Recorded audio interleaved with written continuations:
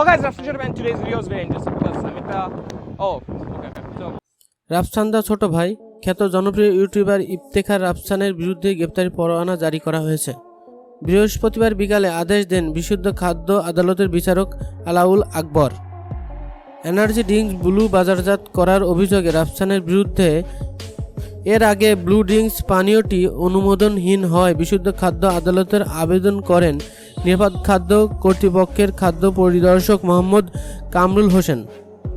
আবেদনে তিনি বলেন ব্লু এর কোনো অনুমোদন নেই, এমনকি ওষুধ প্রশাসনও জানে না এসব ওষুধ না পানীয়।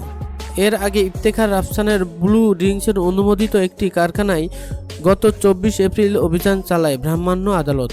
গোপন সংবাদের ভিত্তিতে কুমিল্লা বিসিক এলাকায় অভিযান পরিচালনা করেন জেলা প্রশাসন ও বিএসটিআইয়ের ভ্রাম্যমাণ আদালত। এ সময় প্রতিষ্ঠানটিকে নিবন্ধন ব্যতীত ইলেকট্রোলাইট ড্রিঙ্ক পণ্য প্রস্তুত ও মোড়কজাত ও বাজারজাত করায় 30,000 টাকা জরিমানা করা হয়। উল্লেখ্য, গত বছরের 7 ডিসেম্বর ব্লু নামে ইলেকট্রোলাইট ড্রিঙ্ক ব্লু বাজারজাত করার ঘোষণা দেন আলোচিত এই ইউটিউবার রাফসান। তখন লিচু ও তরমুজের ফ্লেভার নিয়ে 2 ক্যাটাগরিতে দেশের বিভিন্ন পয়েন্টে বাজারজাত শুরু করেন।